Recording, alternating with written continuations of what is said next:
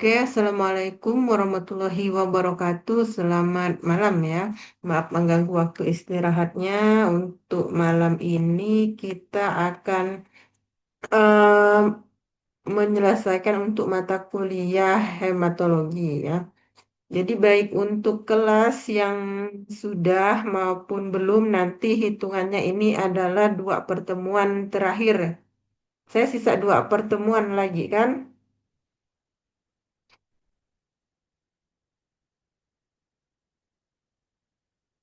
Jadi ini udah rangkap dua pertemuan. Untuk itu silahkan mengikuti ini ya, tata tertib untuk perkuliahan online karena untuk saat ini kita sedang melaksanakan kuliah online. Jadi kita langsung saja ya masuk ke materi.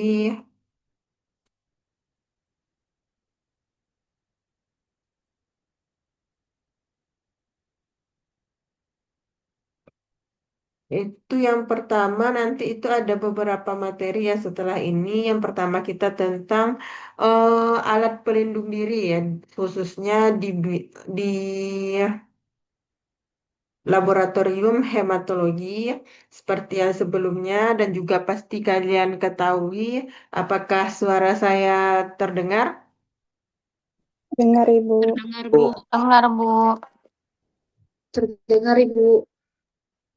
Dengar Ibu.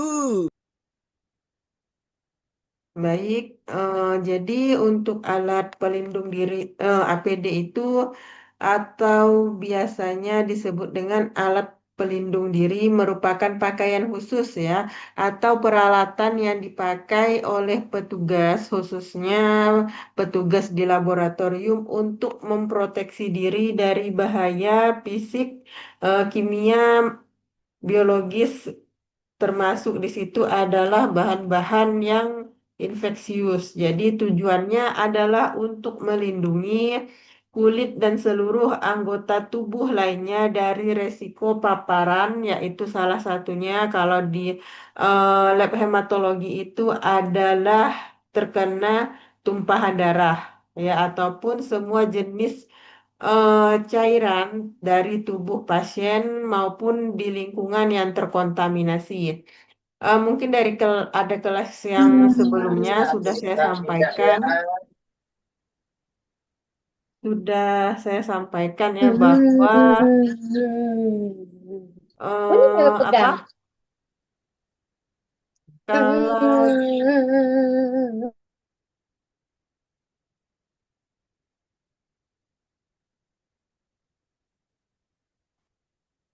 kalau terkait dengan apapun itu, kalau sampel yang kita dapat itu harus memperlakukannya sebagai bahan yang berbahaya ataupun infeksius.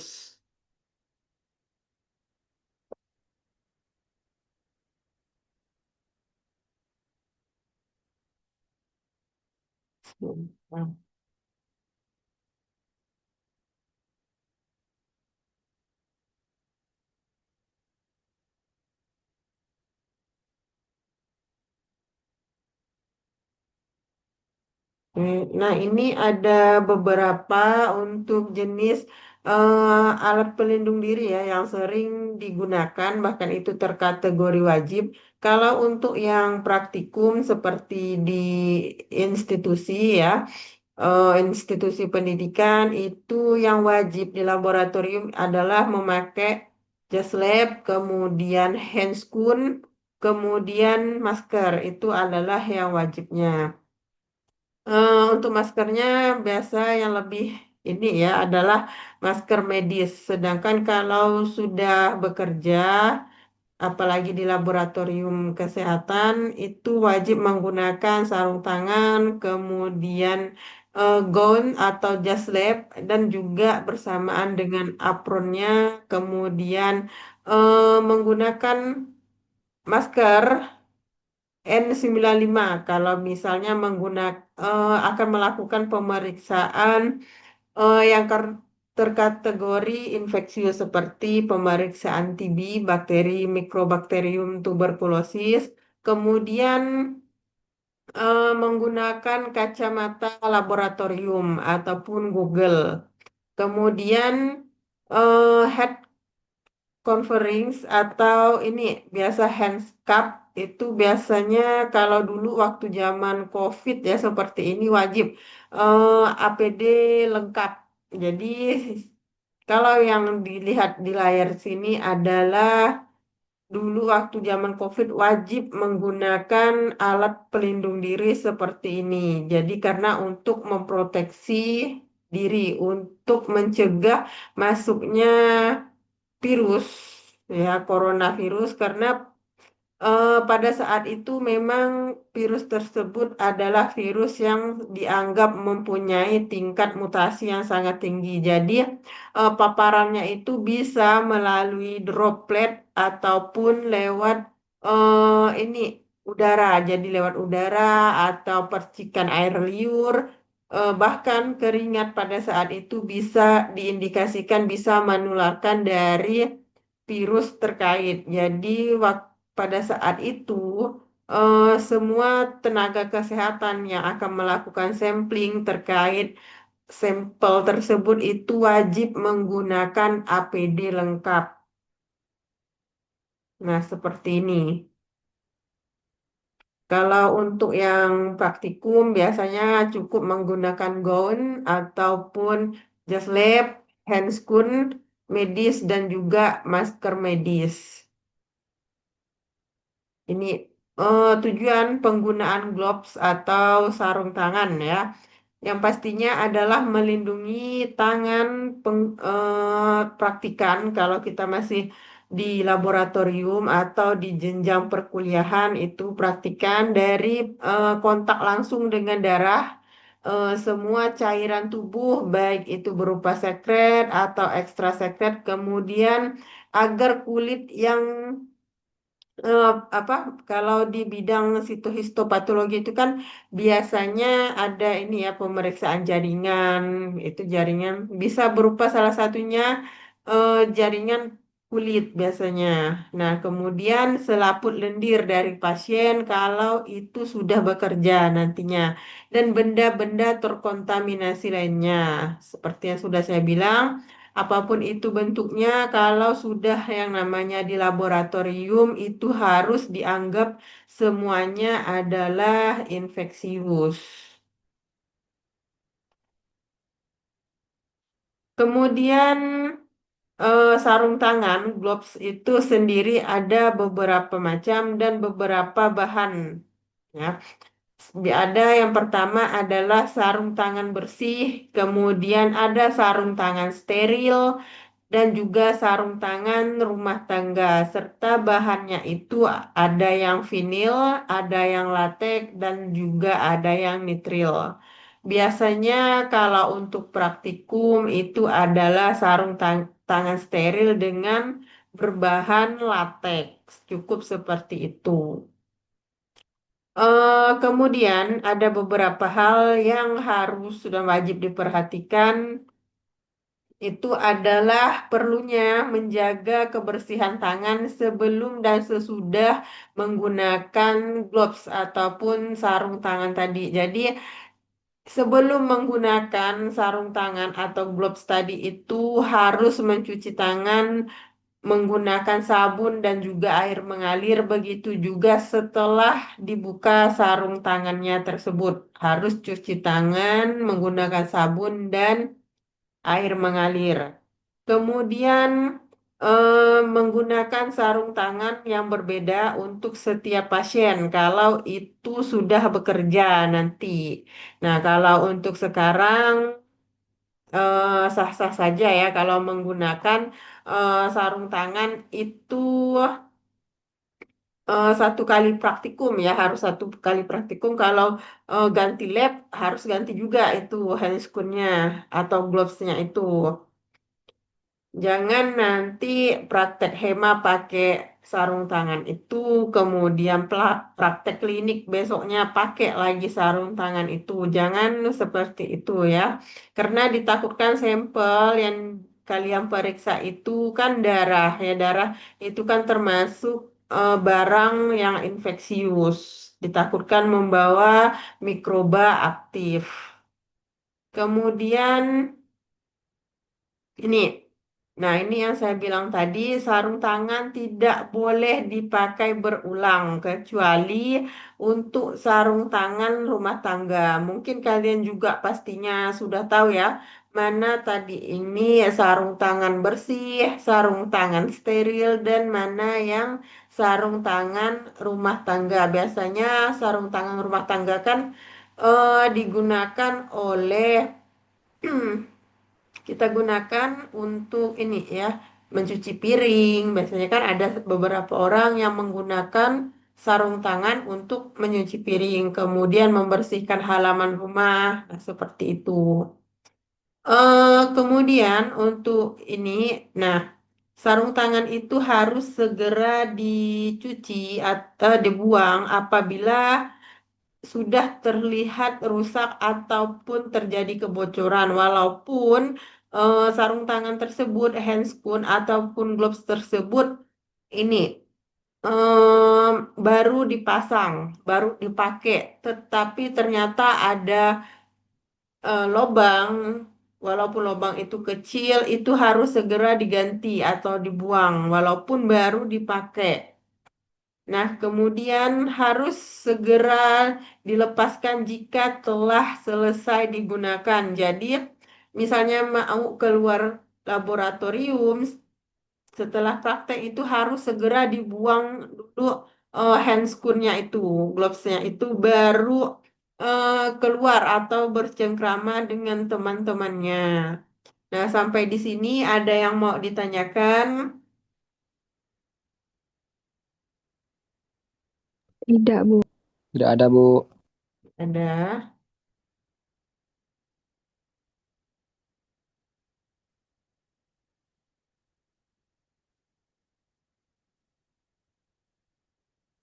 Oke, kita lanjut. Ini adalah gaun, baju ya. Kalau kalian itu adalah jas lab.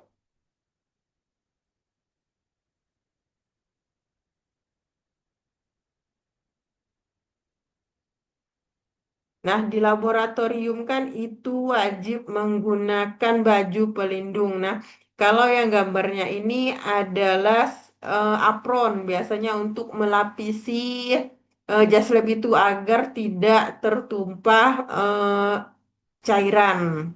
Salah satunya adalah darah ya, karena itu sangat infeksius. Nah, biasanya digunakan untuk tujuan melindungi lengan baju dan baju petugas ya, kemungkinan terkena percikan darah atau cairan tubuh dan material yang tercemar. Nah, ini juga banyak digunakan pada saat waktu zaman COVID-19 kemarin ya. Jadi banyak yang menggunakan dan tiba-tiba menggunakan yang namanya ini apron beserta perlengkapannya itu. Padahal sebelumnya itu tidak banyak ya yang menggunakan ini ya. Bahkan jas lab juga jarang digunakan. Kemudian ini masker. Masker yang seperti ini memang untuk level sampel yang infeksius. Salah satunya adalah pada saat pemeriksaan bakteri, Mycobacterium tuberculosis. Jadi kalau misalnya hanya untuk praktik biasa cukup menggunakan masker medis, tidak perlu untuk menggunakan masker N95. Nah, tujuannya ini yang pasti adalah untuk melindungi saluran pernapasan untuk mencegah transmisi agen infeksius yang melalui yang apa? Menginfeksi melalui udara atau airborne transmisi. Kemudian eh masker ini akan melindungi kesehatan dari kontak material yang infeksius dari pasien. Karena kalau udah bekerja, kita itu kan kadang berbicara kepada pasien. Tidak mungkin juga kita itu diam-diaman dengan pasien. Gimana kalau kita misalnya mau ngambil darah pasien kan kita pasti memberikan instruksi kepada pasien. Ibu tangannya diluruskan dulu, dikepalkan, apa segala macam. Nah, jadi itu harus menggunakan masker. Ya cukup kalau misalnya enggak dalam keadaan yang memang darurat, enggak genting kayak zaman maraknya virus COVID-19, itu cukup menggunakan masker N95. Eh, masker medis, sorry. Kalau misalnya ada memang wabah penyakit yang sangat infeksius yang bisa menginfeksi melalui paparan udara, infeksi udara, itu barulah menggunakan masker N95. Nah, jadi masker yang memang digunakan adalah masker medis, walaupun zaman sekarang itu saya lihat juga ya pasti banyak ya yang menggunakan, anggap saja itu sebagai masker fashion. Kemudian facial. Nah, jadi ini juga dulu banyak ya digunakan pada saat yaitu zaman banyaknya sebaran virus COVID-19. Jadi kalau sekarang kayaknya udah nggak ada lagi di fasilitas kesehatan saya lihat. Bahkan saya dulu juga sempat ya menggunakan APD lengkap karena dulu saya sebelum di Polita juga saya di fasilitas kesehatan ya seperti itu. Jadi pernah menjadi petugas ya. Kalian mungkin ininya dulu narasinya itu adalah petugas web ya. Jadi juga di zaman itulah ATLM mulai dikenal ya. Bahkan banyak dari kakak tingkat kalian yang baru lulus itu langsung direkrut ya saking keperlunya TLM pada saat itu. Ya, untuk ini biasanya pelindung wajah atau orang nyebutnya itu adalah facial. Itu tujuannya adalah untuk melindungi selaput mata, hidung, mulut, dan wajah dari semua bentuk percikan ya, percikan cairan tubuh. Nah, ini tadi kan kalau kita mau nge-swab juga ya, nge-swab melalui hidung ataupun mulut pasien kan pasti pasiennya itu akan bicara. Nah, jadi takutnya terpercik. Jadi kita itu harus memproteksi diri kita semaksimal mungkin. Nah, untuk alat pelindung wajah sendiri itu ada Google, kemudian ada facial tadi, kemudian ada menggunakan eh, ini ya masker itu wajib. Nah, Google ini ada di Lab Polita ini. Kemudian facial itu saya rasa juga ada kalau nggak salah saya lihat. Kemudian penutup kepala. Nah, ini ya itu wajib kalau sudah di tempat kerja. Tapi tergantung juga penggunaannya. Di fasilitas kesehatan mana nanti kalian berada. Jadi menyesuaikan.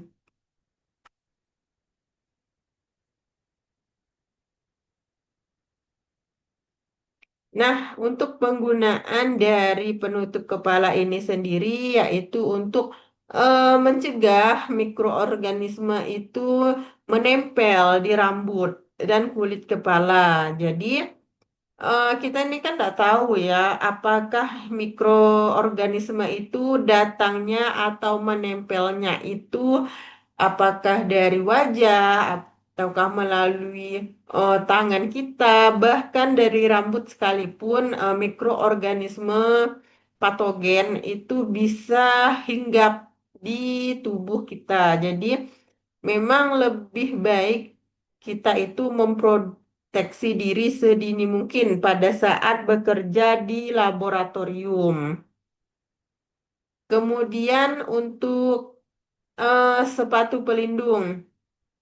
Saya rasa kalau untuk praktikum biasa kita di lab ini tidak perlu ya. Kalau di lapangan tadi itu secara ininya kalau memang sangat diperlukan pada saat akan dilakukan pemeriksaan sampel yang infeksius itu perlu karena tadi itu kita tidak pernah tahu kapan dan dari mana mikroorganisme itu datang ataupun hinggap di tubuh kita. Nah, ini tadi pemilihan alat pelindung diri sesuai dengan jenis pajanan. Jenis apa maksudnya? Nah, jenis pajanan itu ada yang risiko rendah, kemudian ringan, kemudian tinggi. Jadi, kalau di fasilitas kesehatan itu di mana tempatnya kita berada, kita lihat lagi ya. Dan juga eh, apa sampel yang akan kita lakukan pemeriksaan. Kan banyak itu. Apakah kita akan melakukan pemeriksaan Mycobacterium tuberculosa? Nah, itu kita bisa memilih jenis APD yang akan kita gunakan. Kemudian, apakah kita cuma akan melakukan pemeriksaan glukosa darah menggunakan POCT? Nah, jadi kita bisa menggunakan APD yang sesuai. Jadi, kalau misalnya hanya untuk melakukan pemeriksaan glukosa darah menggunakan alat POCT yang saya rasa tidak perlu ya menggunakan sampai pakai facial, kemudian masker N95 lengkap dengan penutup kepalanya. Nah, rasa saya itu tidak perlu ya. Dan perlu saya ingatkan lagi, ya mungkin di kelas sebelumnya juga udah saya singgung ya, untuk penggunaan beberapa jenis aksesoris itu harus diminimalisir. Karena apa? Karena bisa menyebabkan itu adalah tempat mikroorganisme bersarang ya. Karena kan misalnya yang perempuan itu kan cincin itu kan banyak modelnya, kemudian banyak ruang di situ. Begitu juga dengan gelang. Jadi diminimalkan kalau misalnya lagi praktikum menangani sampel. Begitu juga nanti pada saat sudah bekerja. Nah, ini adalah penggunaan dari masing-masing alat pelindung diri itu. Bagaimana menggunakan penutup kepala, kemudian menggunakan gaun atau jas lab, bagaimana menggunakan masker, kemudian alat proteksi mata atau Google, bukan Google ya. Kemudian menggunakan handscoon atau gloves, itu sarung tangan ya. Bagaimana cara melepasnya? Apakah langsung set dari, nah, soalnya kita ini kelasnya online ya, jadi susah untuk dipraktikkan bagaimana cara menggunakan dan melepas sarung tangan, gloves ataupun handscoon yang benar. Kalau masaknya itu harusnya dari bawah ke atas, kemudian kalau untuk melepasnya itu harus dari satu itu dilepas terlebih dahulu, kemudian yang satunya itu adalah membungkus yang lainnya. Nah, untuk memakai atau untuk melepas alat pelindung diri sendiri itu mulai dari handscoon, kemudian facial, masker, kemudian dilanjutkan dengan jas lab, barulah penutup kepala. Jadi, setiap melepas alat pelindung diri, lakukan kebersihan tangan. Kalau zaman marak-maraknya COVID-19 itu pastinya juga mungkin kalian tahu ya, bagaimana susahnya hand sanitizer pada saat itu. Lalu juga maraknya pembuatan hand sanitizer di mana-mana, karena itu adalah salah satu barang yang langka karena zaman itu semua orang-orang tiba-tiba menjadi higienis ya. Apa-apa dia pakainya pakainya ini hand sanitizer. Ini tadi bagaimana cara penggunaan, kemudian bagaimana cara melepaskan. Nah, hal yang penting harus diperhatikan adalah bagaimana penggunaan APD siap pakai dan juga bagaimana untuk ketersediaannya. Kemudian APD dipakai untuk satu pasien ini kalau sudah bekerja nantinya. Jadi wajib ya kalau udah kerja baik itu di lab hematologi, lab klinik, itu kan lab yang memang melihat langsung terpapar dengan pasien. Nah, kalau lab mikrobiologi itu kan untuk penanganan sampel pasien biasanya. Begitu juga lab histopatologi itu kan sudah ke langsung ininya apa? Sampel. Kalau klinik kan kita harus ambil darah lagi, kemudian begitu juga lab hematologi. Jadi kemudian pakailah alat pelindung diri yang sekali pakai. Untuk yang disterilkan ini kalau sudah bekerja itu dalam keadaan yang sudah sangat terpaksa.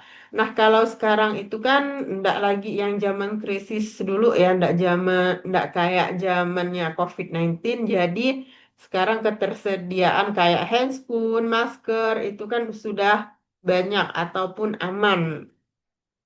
Ini tadi juga udah saya jelaskan. Kemudian sampai di sini ada yang mau ditanyakan.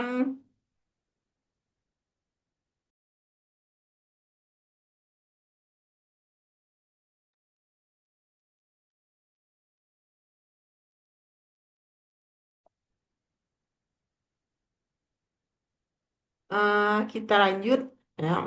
Mungkin untuk kelas sebelumnya juga udah saya bahas ya tentang spill kit ini. Nah, apa itu spill kit? Spill kit ini merupakan seperangkat alat yang digunakan untuk menangani tumpahan limbah B3. Apa itu tumpahan B3? Tumpahan B3 itu adalah bahan berbahaya dan beracun.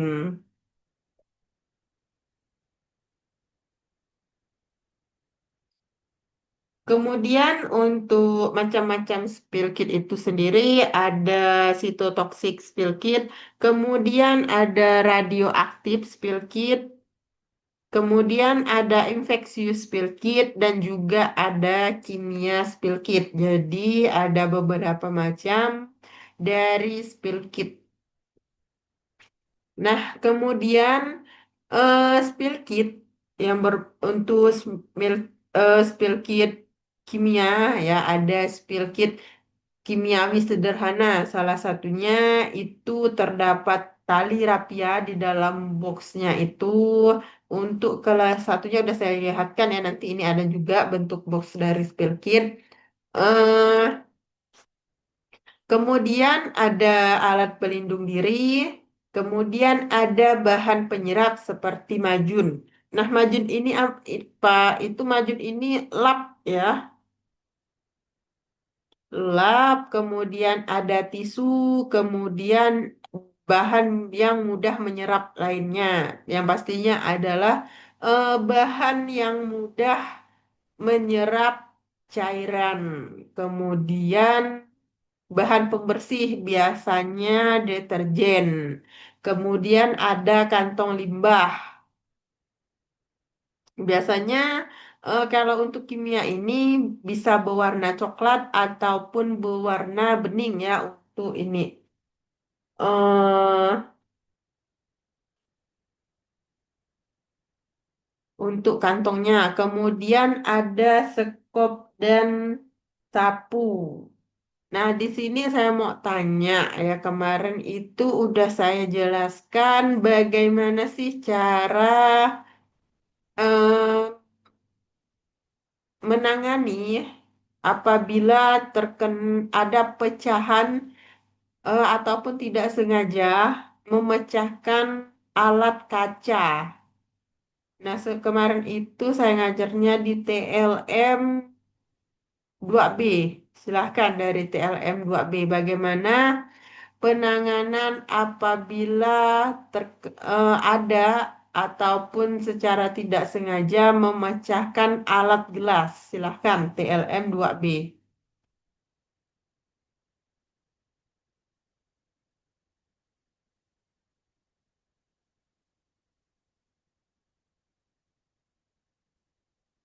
Halo.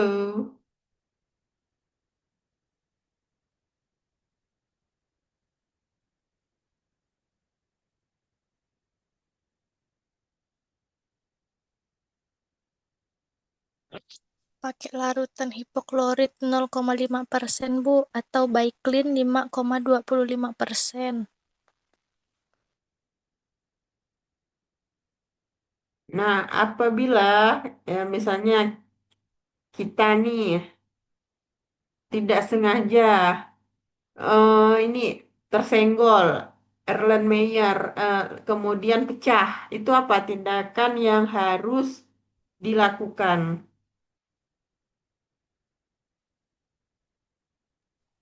Dibersihkan pecahannya sedikit-sedikit dulu Bu, baru dibersihkan cairannya. Apakah itu boleh langsung diambil menggunakan tangan?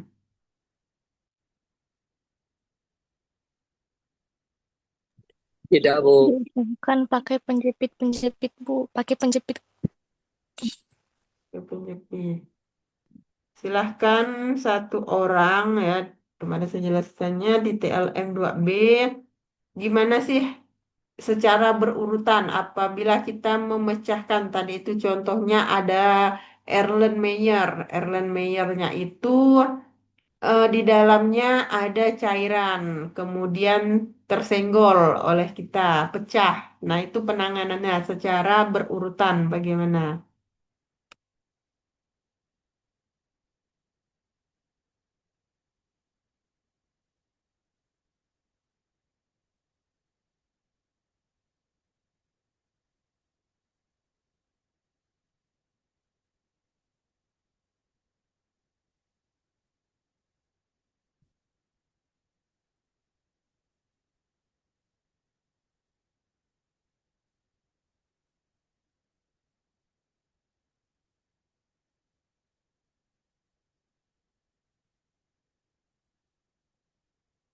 Halo,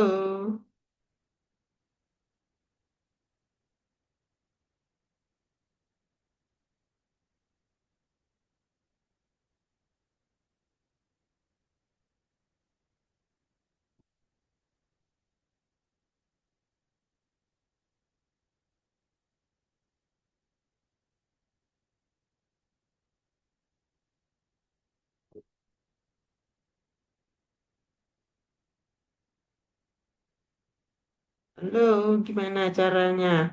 Dari awal.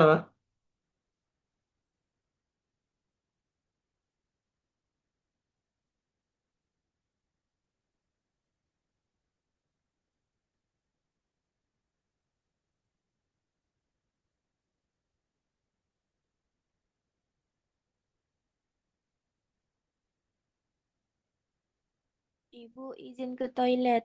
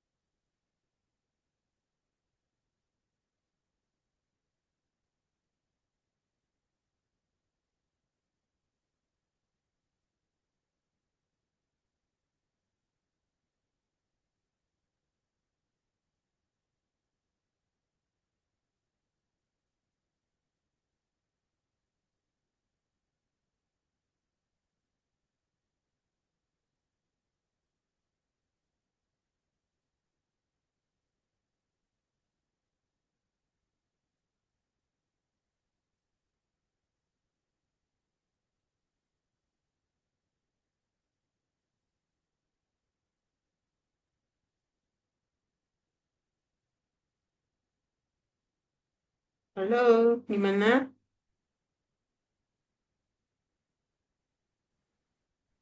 Jadi itu Bu, kalau misalnya ada pecahannya, contohnya Erlenmeyer dan dia tuh berisi reagen, yang pertama tuh jauhkan dulu dari area tumpahan. Jadi biar ndak terkena ke tubuh kita. Terus kalau misalnya itu kita tengok, kita kan pasti tahu Bu, reagen itu apa yang kita pakai untuk praktek dan tidak sengaja jatuh. Kalau dia beracun, jangan pakai bahan-bahan penetral. Terus kita harus gunakan APD lengkap biar serpihan kacanya tuh tidak kena ke tangan kita atau ke kaki. Setelah itu pecahan kacanya tuh bisa dibereskan terlebih dahulu pakai penjepit atau sapu kecil. Jangan dipegang langsung pakai tangan karena menghindari pecahan itu tuh bisa masuk ke kulit. Terus serap tumpahan pakai bahan-bahan contohnya tadi tuh baik clean atau larutan hipoklorit. Terus yang pecahan tadi tuh buang ke biohazard atau kotak kuning tuh Bu. Terus barulah tempatnya yang tadi di dituangkan cairan larutan hipoklorit dibersihkan lalu disterilkan lantainya Bu. Oke, kemudian gimana sih cara membuat larutan hipoklorit itu?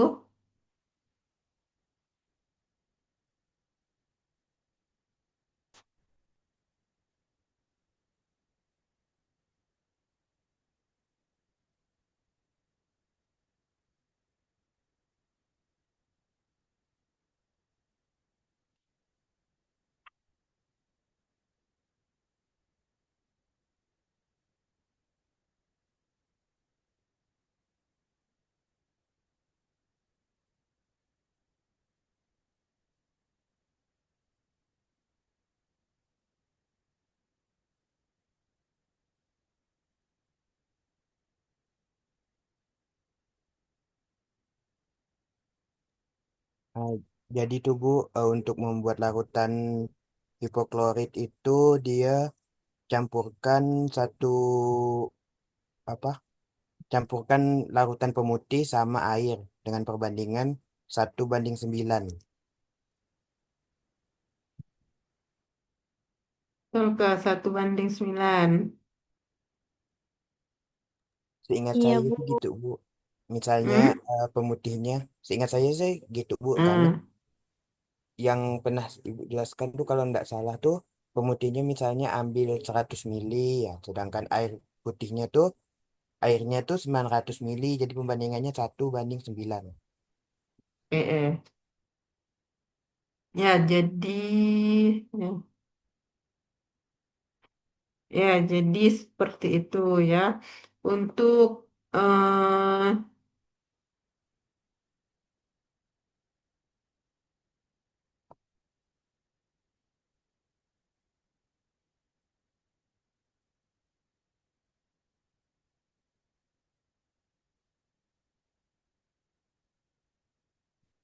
nah ini udah terlihat ya. Nah, untuk SOP penanganan peralatan kaca pecah di laboratorium, khususnya di laboratorium hematologi, kalau misalnya tidak sengaja memecahkan, ya kalau mungkin di hematologi itu jarang menggunakan alat gelas, tapi biasanya itu kan kalian juga menggunakan vial. Nah, vial itu kan biasanya diisi dengan campuran sampel darah beserta reagen di situ. Nah, karena apapun itu, seperti yang saya bilang, itu harus digunakan, harus dianggap sebagai barang yang infeksius. Jadi, tindakan yang awal itu adalah kalau kita udah bekerja ya di laboratorium, itu dilaporkan kepada petugas laboratorium atau penanggung jawab. penanggung jawab biasanya di instansi kesehatan itu puskesmas ataupun rumah sakit ada namanya PPI. Nah, mereka itulah yang akan menangani kalau terjadinya eh, apa apabila ada suatu keadaan yang berpotensi membahayakan orang-orang di sekitar baik petugas maupun pasien. Kemudian digunakan alat pelindung diri. Nah, untuk pembersihannya sendiri itu biasanya menggunakan sapu. Itu sapu apa? Ada sapu khusus biasanya. Nanti itu ada gambarnya di belakang untuk menyapu atau mengambil pecahan, kemudian bisa menggunakan penjepit ataupun pinset untuk mengambil pecahan yang kecil. Kecil terutama biasanya di wastafel kalau tidak sengaja ini ya memecahkan alat gelas itu di wastafel, kemudian menggunakan tisu atau handuk yang basah. Jangan menggunakan tisu yang selapis yang biasanya itu kalian gunakan ya. Jadi jangan pernah untuk mengambil pecahan-pecahan kaca tersebut dengan tangan kosong atau tangan telanjang, bahkan tidak menggunakan handscoon. Nah, kemudian pecahan kaca tersebut dimasukkan ke dalam wadah khusus sampah untuk pecahan kaca, jadi tidak boleh dicampur dengan apa limbah-limbah yang lain. Jadi memang ada dan diharuskan di tempat yang khusus. Nah, kalau untuk praktikum biasa kan juga saya lihat dicampur ya, dicampur enggak? Campur, Bu. Hmm. Ya, kalau misal udah kerja dan juga harus dibiasakan dari sekarang seperti yang saya bilang ya, apapun yang dikerjakan di laboratorium saat kalian masih praktikum itu dibiasakan berurutan dan sesuai dengan SOP laboratorium. Jadi itu akan membiasakan kalian nantinya ketika sudah mulai turun ke lapangan. Nanti kan ada PKMD, PKL, kemudian ada KKN. Jadi mulailah untuk di laboratorium itu praktikumnya sesuai urutan dan sesuai dengan standar operasional prosedur. Nah, ini jadi jangan langsung dipungut pecahan-pecahan kaca tersebut dengan tangan, tapi menggunakan sapu khusus. Kemudian untuk pecahannya itu tadi jangan dan tidak boleh dicampur dengan limbah lain, limbah plastik misalnya, karena itu sangat akan membahayakan petugas atau bahkan teman kalian sendiri. Jadi dipisahkan antara mana yang limbah padat, mana yang limbah cair, mana yang limbah plastik, dan juga mana yang limbah pecahan kaca. Jadi pecahan kaca-kaca alat laboratorium yang dipecahkan itu adalah termasuk kepada limbah seperti itu. Kemudian apabila alat kaca, alat gelas itu tadi di dalamnya yang pecah itu ada cairan, maka itu harus didekontaminasi atau didesinfeksi menggunakan larutan hipoklorit 0,5%. Atau biasanya itu larutan ini adalah Baiklin yang banyak di pasaran ya. Baiklin itu kan merek dagang ya. Ada beberapa macam. Yang terpenting adalah larutan tersebut mengandung hipoklorit. Nah, larutan hipoklorit itu yang digunakan adalah hipoklorit 0,5%. Bagaimana cara membuatnya? Biasanya itu dibuat menggunakan Baiklin. Baiklin ini kan nama merek dagang ya. Sama seperti obat itu kan parastamol itu kan banyak macam merek dagangnya. Kemudian, nah ini Jadi, seperti yang udah dibilang temannya tadi, 100 mili cairan pemutih yang mengandung hipoklorit kemudian ditambahkan dengan 900 mili air bersih kemudian untuk membuat 1 liter larutan hipoklorit 0,5%. Kalau untuk jumlahnya lebih kecil, untuk supaya eh, tidak mubazir,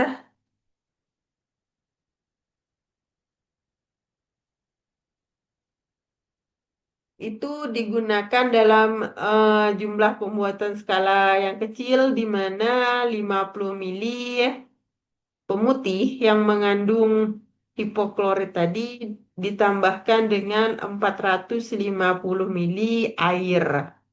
Airnya ini air Aquades. Kalau di laboratorium itu gunakanlah ini Aquades. Nah, jika terluka tadi itu gunakan segera dilakukan tindakan ya penanganan P3K dan laporkan kalau misalnya di laboratorium kalian praktikum hematologi ya laporkan kepada dosennya kalau dosennya lagi tidak ada ataupun kalian lagi nyiapkan barang selain kalau kalian mecahkan barang selain lapor ke laborannya itu selain selain diganti, kalian juga wajib ya lapor ke laporannya. Kalau ada barang yang pecah, ditanya bagaimana ini penanganannya. Nah, ini kalau untuk tindakan pencegahan. Jadi gunanya sebenarnya selain untuk mencegah kalian mengganti rugi, kalau misalnya ada alat yang pecah, yang retak ya, yang retak, kenapa laboran itu selalu menyuruh kalian memeriksa terlebih dahulu alat itu retak atau tidak? Itu adalah untuk menghindari eh nanti alat kaca itu pecah.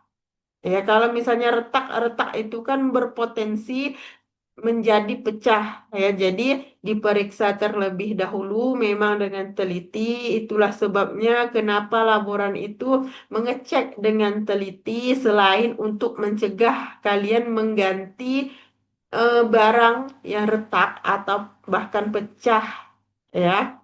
Jadi itulah alasannya untuk menghindari terjadinya kecelakaan kerja di laboratorium.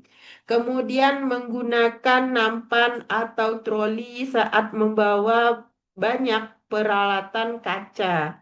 Itulah juga alasannya kenapa kalau kalian minjam alat gelas, karena peralatan laboratorium itu kan banyak alat gelas ya. Beker, Erlen, Petri, dan lain sebagainya itu dianjurkan menggunakan keranjang. Tidak kalian tenteng-tenteng satu-satu membawanya ke lab atau mengembalikannya ke ruang laboran. Itulah alasannya kenapa harus menggunakan keranjang. Kemudian kenapa kalian disuruh menyimpannya dengan rapi itu juga ada alasannya. Kalau kalian menyimpannya atau mengembalikannya tidak teratur, itu tadi tidak disengaja ataupun disengaja, ya tersenggol, pecah. Kalian menyimpan misalnya Petri dish kalian timpa dengan gelas beker gelas ataupun Erlen tidak terpisah sesuai tempatnya, ternyata tersenggol, pecah. Nah, itu kan sangat fatal ya. Ini untuk yang spill kit tadi. Ya, nanti kita bahas di sebagian spill kit.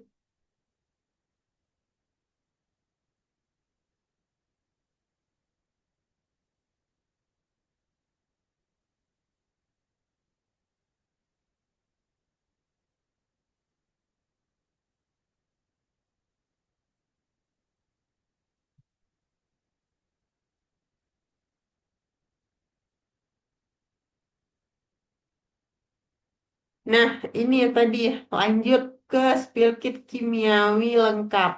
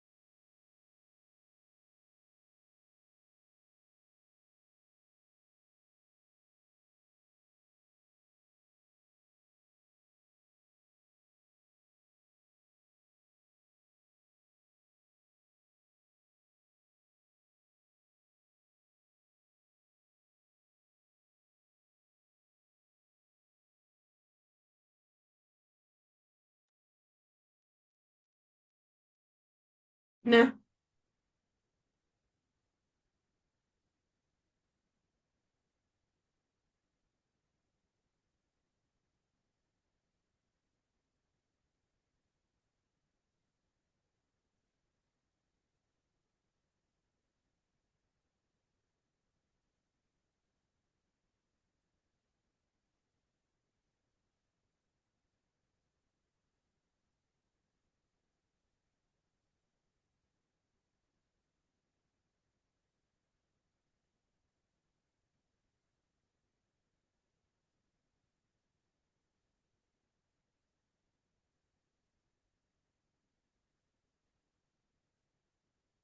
nah, ini tadi untuk spill kit kimiawi lengkap itu ada tali rapia pastinya, kemudian alat pelindung diri,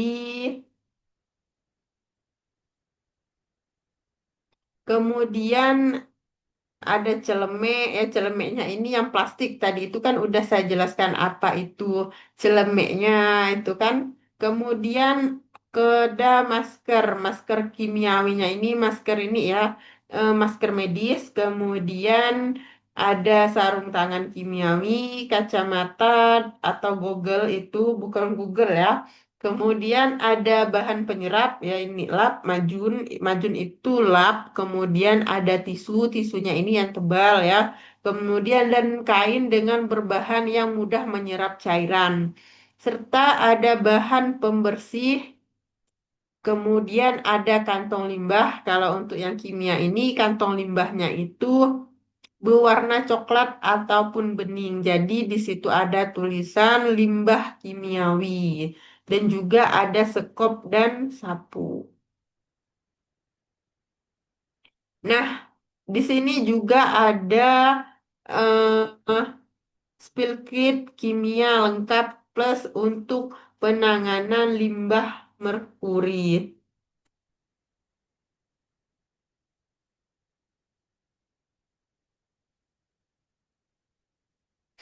Di sini juga ada tali rapia, kemudian alat pelindung diri, bahan yang mudah menyerap,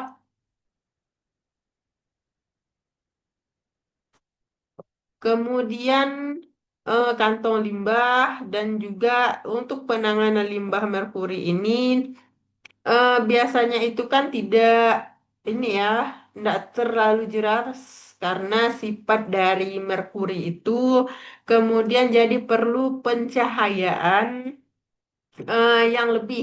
Kalau misalnya, karena merkuri itu kan seperti yang sudah kalian ketahui, sifat dari merkuri itu bagaimana, kemudian diambil dengan karton biasanya, atau dilap dengan spill kit. Dari menggunakan lapnya itu, kemudian dibersihkan dan dibuang ke dalam limbah merkuri. Jadi limbahnya ini terpisah ya dari limbah yang lainnya. Kemudian ada spill kit radioaktif. Biasanya spill kitnya ini berisi tali rapia, kemudian APD, Ini alat survei meter. Biasanya ini untuk mendeteksi adanya limbah radioaktif. Silahkan kalian searching ya. Apa itu alat survei meter untuk mendeteksi radioaktif, limbah radioaktif. Kemudian bahan penyerap pastinya sekop dan sapu, bahan pembersih dari deterjen, kemudian kantong limbahnya berwarna merah ataupun bening, biasanya di situ ada lambang radioaktif. Nah, kemudian ada spill kit sitotoksik. Di dalam spill kit sitotoksik itu ada tali rapia, kemudian APD, APD-nya maskernya itu N96 ya. Kemudian bahan penyerap, sekop dan sapu, bahan pembersih, dan juga kantong limbah. Untuk kantong limbahnya itu berwarna ungu.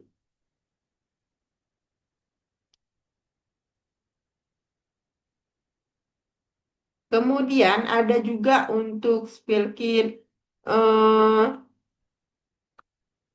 infeksius. Ini yang paling banyak ya, yang paling banyak itu ada APD, kemudian bahan penyerap. Biasanya ada pasir ya, pasirnya itu dimasukkan dalam kantong atau box, kemudian sapu dan serok kecil, kemudian deterjen dan air, biasanya dalam botol kecil, biasanya itu juga beserta eh, pembersih lantai. Kemudian ada klorin tadi itu. Klorin ataupun larutan hipoklorit itu sama. Kemudian kantong limbah yang pastinya itu berwarna kuning. Ini saya yakin kalian udah sering melihatnya untuk kantor limbah yang berwarna kuning. Nah, ini kemarin juga di kelas satunya itu udah saya jelaskan ya. Ada temannya yang menjawab dipasang bagaimana sih cara penanganan tumpahan eh, limbah. Salah satunya adalah darah ya. Darah itu selain infeksius juga itu kan merupakan bahan limbah yang sangat infeksius ya. Jadi harus diperlakukan sebagai bahan yang berbahaya, dipasangi papan. eh Tanda tidak boleh lewat. Ya sampai kapan ini? Kemarin apa jawabannya itu? Sampai kapan papan ini dipasang nih? Nah, jadi dipasang tanda peringatan, kemudian diambil spill kit, kemudian harus menggunakan APD tadi itu. Kemudian diberi kalau dia ada tumpahan cairan, darah ataupun ya bahan limbah ya, itu harus didesinfeksi terlebih dahulu menggunakan larutan hipoklorit ataupun klorin. Tadi itu caranya sudah saya jelaskan ya. Kemudian dibiarkan 2 sampai 3 menit. Jadi tidak langsung dilap. Karena juga kan perlu reaksi kimia dari larutan desinfektan tersebut. Kalau langsung dilap kan kemungkinan besar bahan ada mikrobanya di situ masih belum eh, dilemahkan atau belum mati. Kemudian dibersihkan, kemudian ini dibersihkan dengan larutan desinfeksi. Jika diperlukan itu mengepel lantainya, makanya tadi di antara jenis spill kit salah satunya adalah spill kit infeksius terdapat deterjen beserta airnya dan juga eh, ini ya untuk cairan pengepel, pembersih lantai. Nah, kemudian alat pelindung diri itu dilepaskan sarung tangan, kemudian ditempatkan di perlengkapan yang sudah disediakan. Jadi jangan sembarang letak nanti itu sarung tangannya. Kemudian APD-nya itu dimasukkan ke wadah limbah juga dan kemudian yang terakhir tangannya dicuci. Sampai di sini adakah yang mau ditanyakan?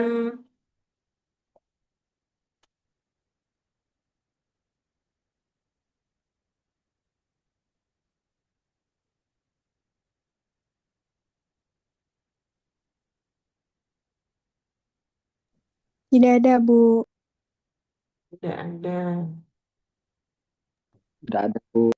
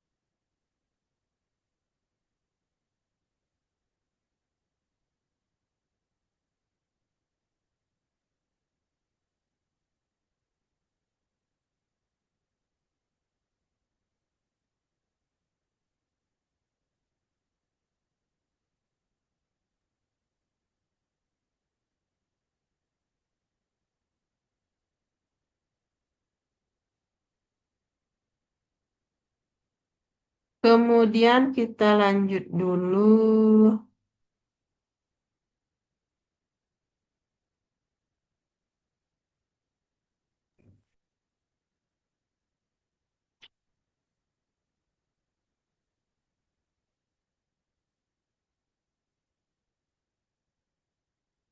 ke bagian ini.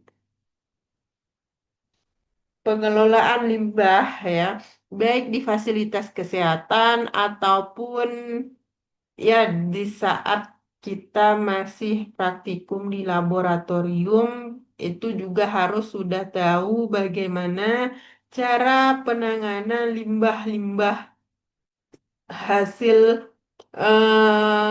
kegiatan di laboratorium ya. Di laboratorium, di hematologi itu kan menggunakan darah, kemudian tabung vakum, kemudian ada rapid test strip. Ya banyak ya limbah dari hasil kegiatan laboratorium.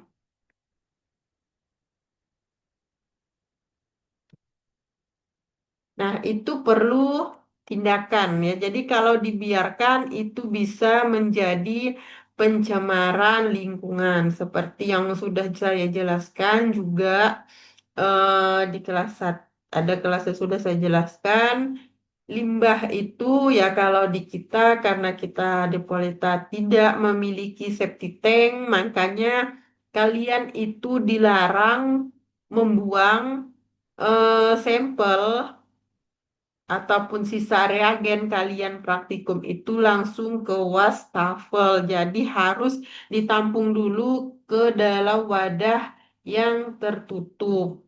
Biasanya di dalam can ya atau dirigen itu ditampung di situ baru nanti akan diangkut ke pihak ketiga. Dan seperti itu karena kita tidak memiliki septic tank.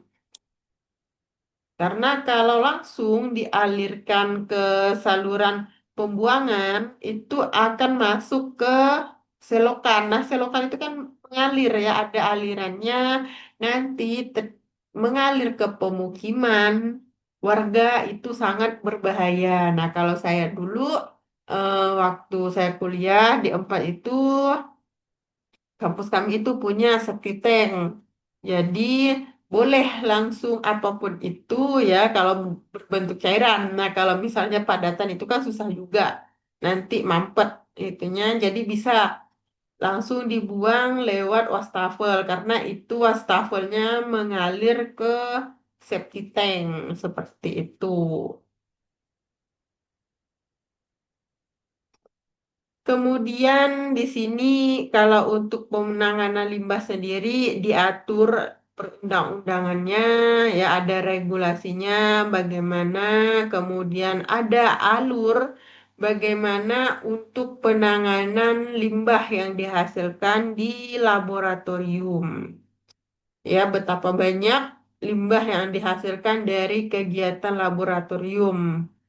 Contohnya lab Hema saja udah berapa banyak ya limbah yang dihasilkan. Kemudian kalau sudah bekerja nanti ada regulasinya untuk penanganan limbah di laboratorium, fasilitas kesehatan.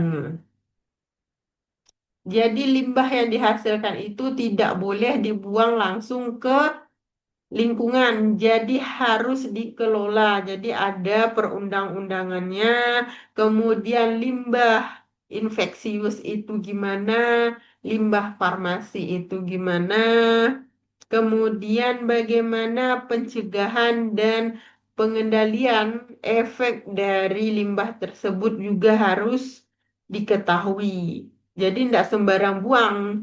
Ini misalnya vakum thinner langsung dibuang. Kemudian alasan kenapa kalian itu menggunakan tabung yang dicuci berkali-kali selain ini ya kalian mungkin mikirnya untuk berhemat gitu kan. Nah, bayangkan saja kalau misalnya kalian itu setiap praktikum tabungnya itu langsung dibuang berapa banyak limbah yang akan kita hasilkan. Jadi makanya memang beberapa barang itu digunakan berkali-kali ya kayak vacuum thinner itu kan eh, kalian disuruh cuci kembali. Salah satu tujuannya adalah untuk meminimalisir banyaknya penumpukan limbah ya limbah. Jadi, nah, perlu saya ingatkan, kalau kalian menggunakan tabung vakum, itu kan dicuci kembali, digunakan kembali. eh jadi, itu apa? Saat mencucinya itu harus menggunakan minimal handscoon, seperti itu. Itu sudah sangat minimal ya karena saya lihat biasa kalian set langsung buang jadi itu harus menggunakan minimal handscoon latex. Kalau di rumah sakit itu biasanya bekerja sama atau mereka memiliki septic tank jadi tidak dialirkan itu ada perundang-undangannya kalau misalnya melanggar hal tersebut. Jadi untuk rumah sakit ya kampus kita juga itu dilihat dari AMDAL-nya ya, analisis dampak lingkungan. Biasanya itu materinya ada di K3. Mungkin kalian udah ya, karena ini kan cuman secara pengkhususan untuk di laboratoriumnya, terutama laboratorium hematologi. Nah, apa itu limbah medis? Itu adalah bahan buangan sisa dari kegiatan medis dianggap sebagai mata rantai penyebaran penyakit menular, bisa dari tempat tertimbunnya itu, maka akan mendatangkan organisme, mikroorganisme penyebab penyakit. Nah, itu kan bisa menjadi sarang tikus. Saya contohkan saja adalah penggunaan tabung vakum. Nah, kalau kalian itu menggunakannya setiap praktikum langsung buang, langsung buang, langsung buang, berapa banyak tabung vakum yang akan tertimbun di sekitar Politeknik Aisyah Pontianak. Makanya kita tidak ini ya, tidak menggunakan tabung yang sekali pakai, melainkan menggunakan tabung yang dicuci kembali kemudian digunakan. Jadi memang ada sisi positifnya dari setiap hal yang ini ya, yang dilakukan di laboratorium. Jadi, saya harap kalian tidak berpikir bahwa, oh, ini ya, karena kampusnya ini pelit, gitu kan, nggak mau membeli kembali tabung vakum. Nah, jangan seperti itu, karena ini ya juga melihat, memikirkan dampak dari penggunaan barang tersebut. Jadi memang tidak semua barang itu bisa digunakan kembali, tapi beberapa barang itu dengan berbagai pertimbangan dampak terhadap lingkungan itu digunakan kembali. Nah, limbah itu apa saja? Limbah tajam, kemudian patologis, infeksius, kimia, farmasi, sitotoksik, logam berat, kontainer bertekanan, kemudian radioaktif. Nah, semuanya kategori limbah ini ada di kampus kita, bukan hanya di lab hematologi, kemudian ini ada juga di lab kimia klinik, lab kimia, kemudian lab bakteri, semuanya itu sangat berpotensi menghasilkan limbah-limbah ini. Nah, di sini ada limbah kimia, farmasi. Nanti ini farmasi kalian akan belajar toksikologi. Ada tingkat, kalau tidak salah tingkat. Setelah ini berarti semester 6, kalau masih ada ya. Karena kurikulum ini kan berubah-ubah. Kemudian logam berat. Nah, juga di lab kita itu ada pemeriksaan logam berat. Itu kan limbah ya, kalau dibuang ke lingkungan langsung itu dapat menyebabkan beberapa ini ya gangguan pada tubuh kita. Misalnya gangguan sistem pernapasan, pencernaan, kemudian alergi di kulit dan membran mukosa. Karena memang apapun itu yang di lab itu sangat berbahaya, bahkan menyebabkan keracunan. Nah, limbah infeksius, patologis, dan benda tajam.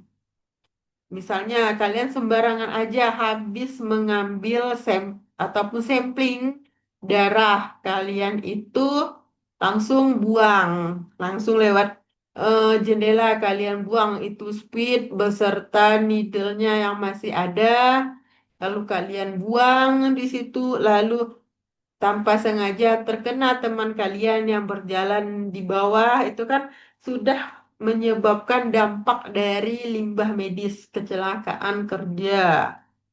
Nah, kemudian bisa tertular beberapa penyakit infeksi menular. Nah, ini kalau misalnya sudah bekerja nantinya. Kalau misalnya praktikum, kan kalian nanti ada praktikum imunoserologi, ya biasanya pemeriksaan menggunakan rapid test strip, sampelnya itu ya sampel kalian aja lah ya.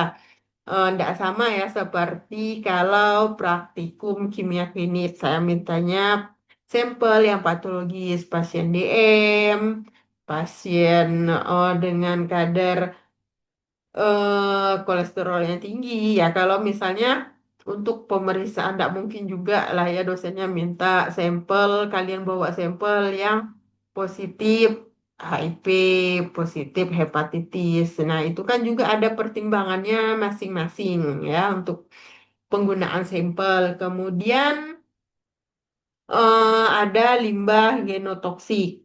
Nah, biasanya limbah genotoksik ini dari zat kimia, biasanya agen fisik radiasi ya ini ya, yang dapat merusak materi genetik, atau kalau kita terlalu sering terpapar itu dapat terkena dari mutasi gen.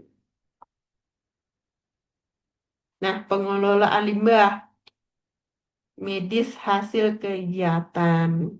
Nah, mungkin kita itu ngerasa, oh ya enggak apa-apa menggunakan apa sampah squid, ya, sisa squid itu ya dibuang aja, ngapain sih harus dimasukkan ke safety box gitu kan, kenapa sih harus ditempatkan di tempat khusus, kan bisa dibuang di tong sampah biasa. Nah itu semuanya ada tujuan dan ada manfaatnya. Nah, biasanya limbah itu ditandai dengan tanda-tanda seperti ini. Limbah infeksius, limbah beracun, limbah korosif, dan berbahaya terhadap lingkungan. Ini udah kalian pelajari di media reagensia, saya yakin ya. Saya juga yang udah sekian tahun, ya sekitar 8-10 tahun yang lalu, juga masih ada di bayang-bayang melihat lambang-lambang seperti ini. Apalagi kalian yang masih anyar ya, masih baru kemarin belajar media reagensia. Nah, ini tadi kenapa limbah medis itu harus dikelola karena dapat menyebabkan dampak lingkungan, kemudian dampak kesehatan, dan pastinya kita harus mematuhi regulasi yang ada. Sampai di sini ada yang mau ditanyakan?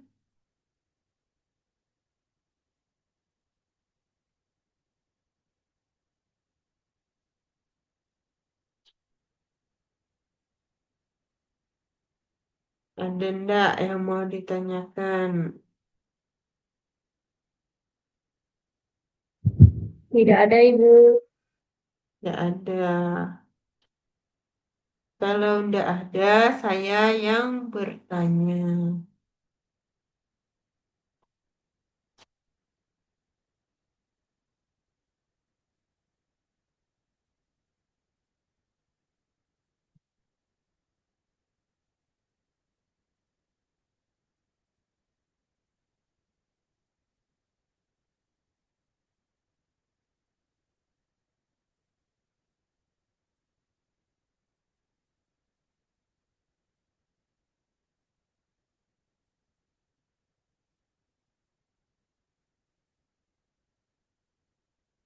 Saya mau tanya, hmm, ada berapa macam sih spill kit yang sudah saya jelaskan?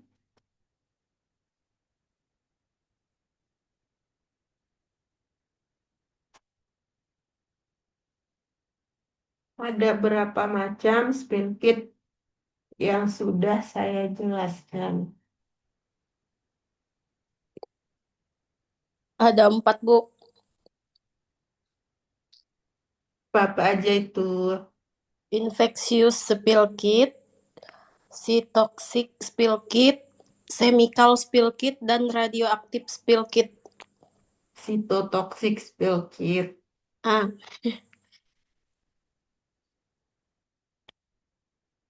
Apa sih yang membedakan dari setiap jenis spill kit tersebut? Kan bermacam-macam tadi itu, ada 4. Pasti ada bedanya. Juga udah saya paparkan tadi itu bedanya apa. Tidak saya sebutkan ya bedanya ya. Cuman di situ kelihatan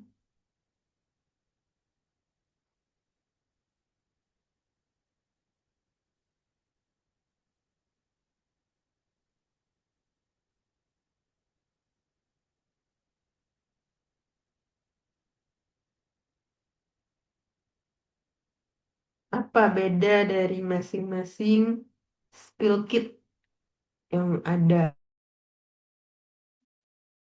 Izin menjawab, Ibu. Untuk spill kit kimiawi sederhana, yaitu di dalam boxnya terdapat setilen atau tali rapia. Terus APD seperti masker disposable, sarung tangan kimiawi.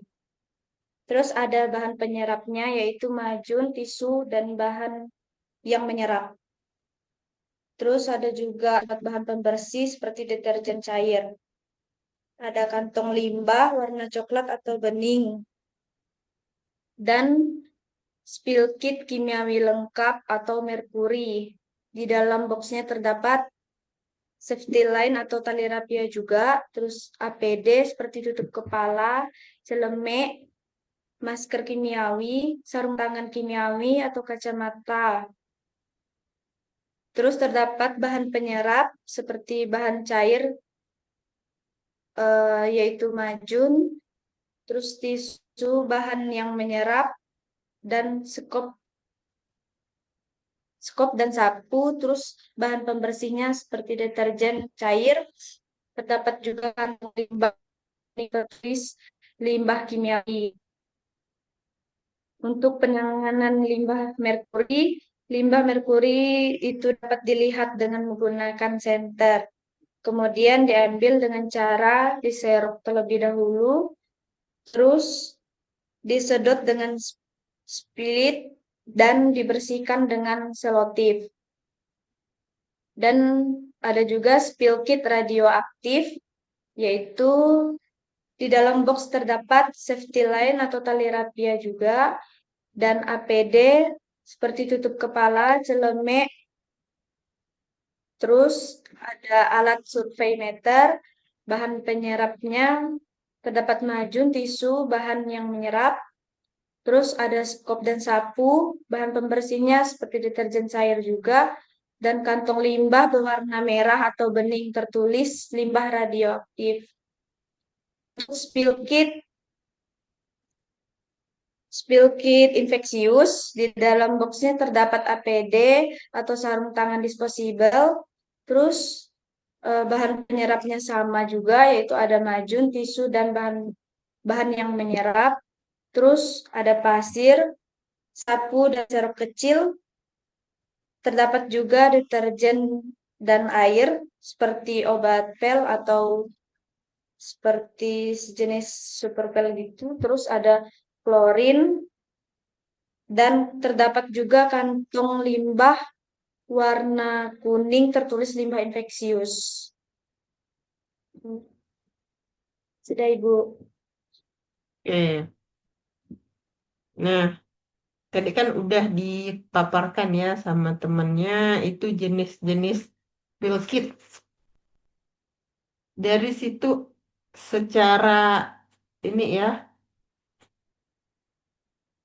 apa yang membedakan dari jenis-jenis spill kit tersebut bedanya?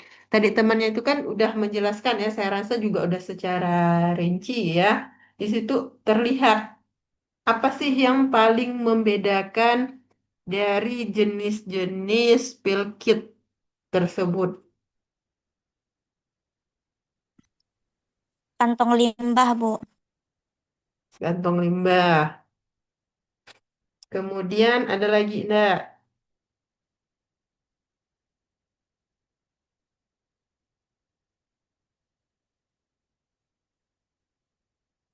Satu lagi yang ada di situ. Jenis APD-nya, Bu, berbeda. Tuh, jadi secara garis besar itu yang membedakan adalah jenis APD dan juga adalah warna dari kantong limbahnya. Itu kan terlihat mana yang berwarna kuning itu untuk apa, berwarna coklat itu untuk apa, kemudian berwarna ungu itu untuk apa, merah itu untuk apa. Jadi terlihat di situ beda untuk setiap jenis pil kit. Kemudian tujuannya juga udah saya jelaskan tadi ya. Kenapa tidak dibuang langsung? Yang pastinya adalah melindungi pasien, petugas kesehatan, pengunjung, masyarakat sekitar untuk mencegah infeksi yang disebabkan oleh limbah-limbah yang dihasilkan oleh laboratorium.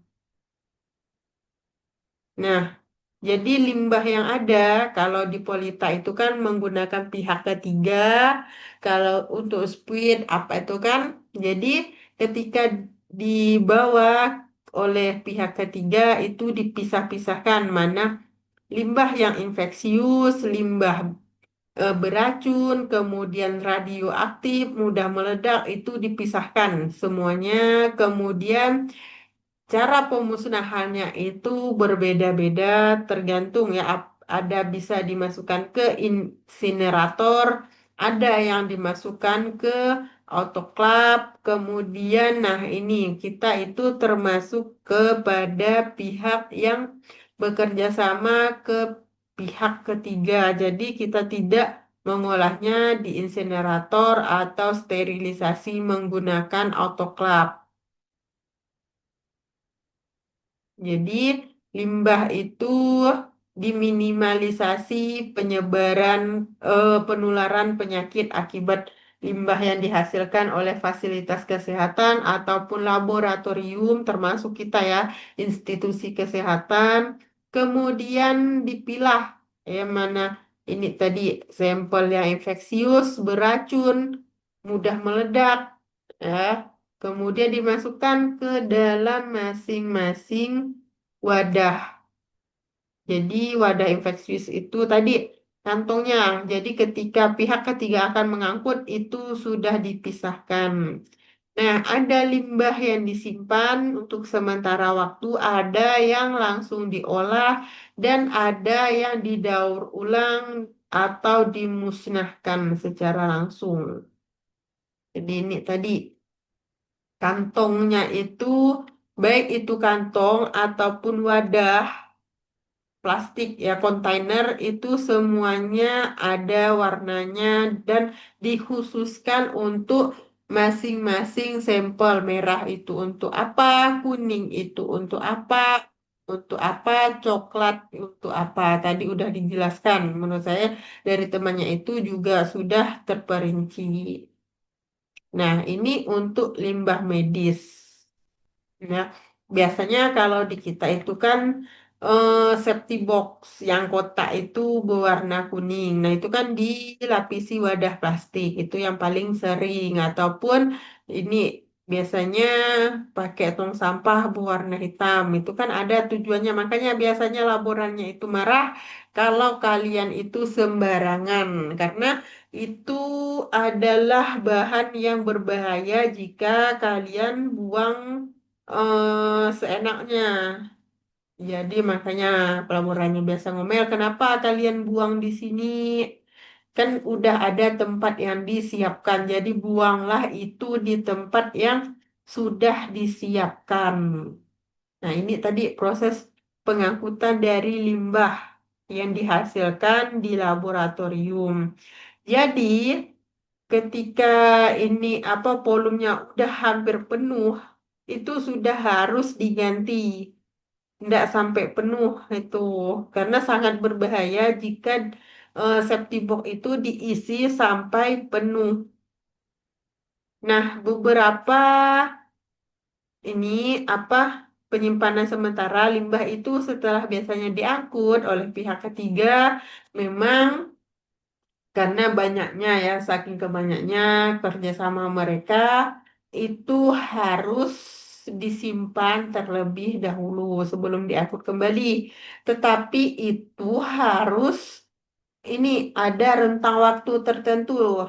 Yang ini harus segera, yang ini bisa disimpan. Jadi yang terus mana yang terlebih dahulu masuk dan itu yang harus dikeluarkan terlebih dahulu nantinya.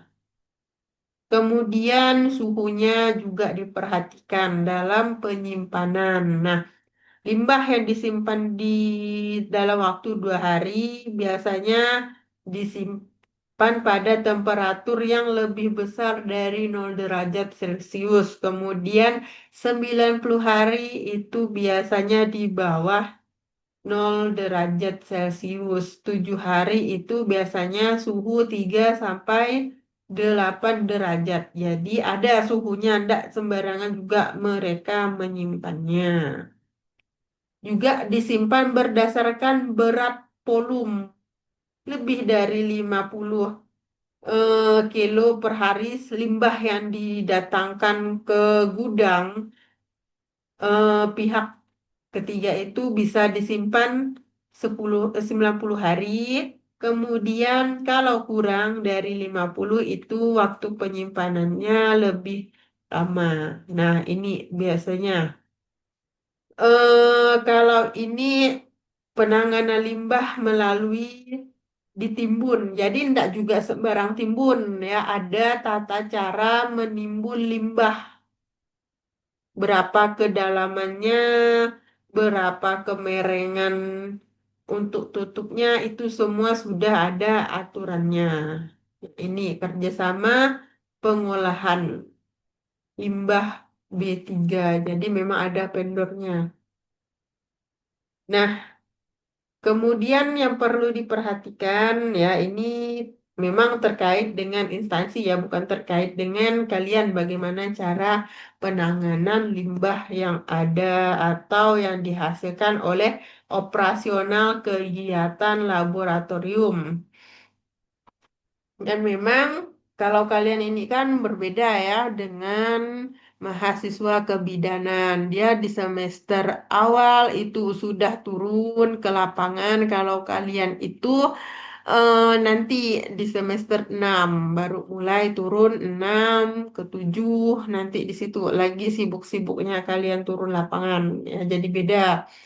Nah, jadi gunakan kesempatan ini untuk belajar ya, karena memang kalau di laboratorium kita itu sederhana, tetapi itulah dasar dari bekal untuk kalian nantinya kalau sudah turun ke lapangan ya. Jadi ya saya mohon jangan disepelekan kalau kalian itu sedang praktikum, karena itulah dasarnya nanti. Walaupun kalau sudah turun di lapangan itu sudah lebih modern, tapi di laboratorium saat kalian praktikum itulah dasarnya. Sampai di sini, adakah yang mau ditanyakan?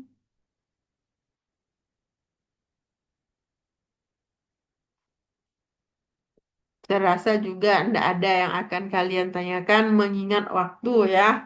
Ingat waktu yang sudah hampir tengah malam. Anggaplah seperti itu. Walaupun nanti kalian tidurnya subuh.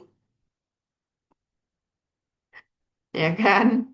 Nah, ini jadi untuk PJ-nya ini sudah terangkap 2 materi ya. Walaupun kelas yang satunya kemarin sudah mendahului. Untuk kelas satunya kan saya belum masuk, jadi ini sudah rangkap 2 teori, 2 materi. Setelah ini kayaknya udah selesai ya untuk yang sebelum UTS ya saya masuk ya. Gimana PJ ya? Iya, Bu. Betul, betul. Iya, Bu, udah selesai, Bu. Oke, nah kalau tidak salah kalian UTS itu ini ya Maret, ini April, Mei. Nah, saya tidak tahu kalian UTS atau enggak, tergantung pengampunya karena ini adalah kurikulum OBE. Ya, seperti itu. Jadi silahkan nanti konfirmasi saja ke ininya, ke dosen pengampunya.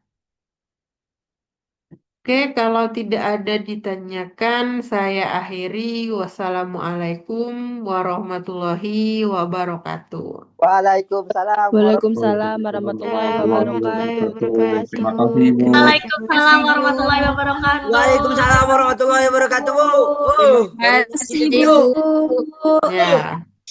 Kasih, Bu.